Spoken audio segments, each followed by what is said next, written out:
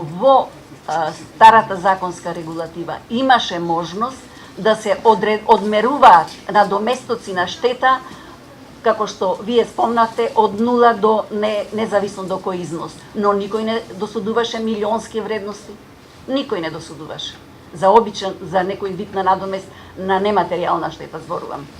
Но кога се донесе овој закон, сега се поставува прашањето дали се успеа да на судиите им се олесни рамката во која треба да постапуваат.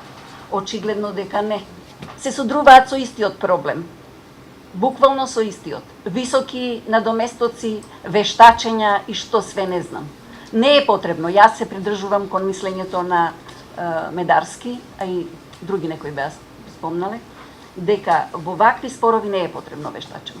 Зошто некој кој што е и понатаму на јавна функција, да му се вештачи дека нешто му се случило во неговата психологија од тоа што било нешто кажано за него.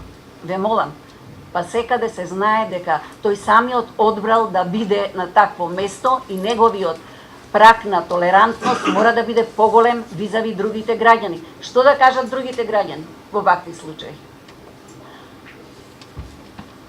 Би сакала да се задржам накусо околу ова што во извештајот е внесено. Има завршени 15 предмети. Нема број колку се вкупно, но беше спомнато дека некаде околу 268-300 предмети од прилика. Навистина е голем бројот на овие предмети и многу малку завршени предмети. 15 не е ништо визави 300 предмети. Од една страна. Од друга страна, мора да го имате во предвид тој број на предмети кога правите веќе анализа, заради тоа како судиите пристапуваат кон предметите. Дали е надминат оној страф од земање на предметот во работа. Мораме да признаеме дека се уште има некој латентен однос на страф, да речам, во земањето во работа на овие предмети. И ако работат само тројца судии, навистина е тоа можеби малку, можеби не е малку, мислам дека можат да се справат, меѓутоа треба еден поанализирачки однос, малку со поширок поглед кон сето она што не обкружува, не само во Македонија, туку и она што се случува надвор од Македонија.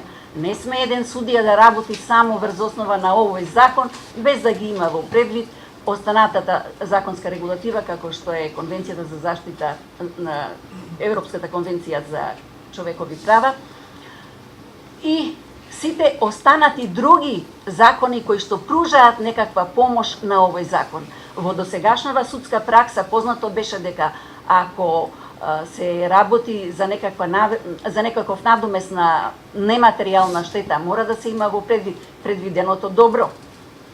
Заштитата на доброто и што е она, да се направи еден баланс меѓу она што е заштита и она што е повреда. За жал, судиите се обидуваат во таа смисла, меѓутоа пак ќе се навратам на тоа дека сепак кај нив не постои некоја професионална храброст, би рекла, за да се зафатат озбилно со овој предмет.